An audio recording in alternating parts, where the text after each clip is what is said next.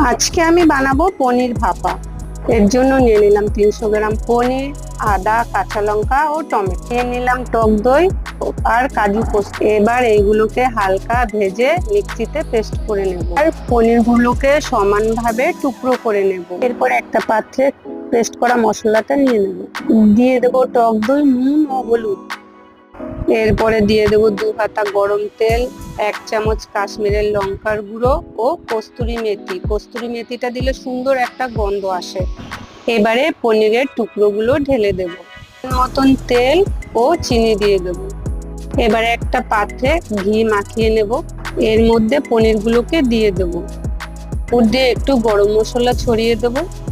এটাকে আটা দিয়ে ভালো করে আটকিয়ে নেব। আর আমি 30 মিনিটের জন্য ভাপা বসিয়ে দিলাম। ব্যাস, রেডি আমাদের পনির ভাপা। ভাত হোক কিংবা রুটি, দুটোতেই জমে যাবে।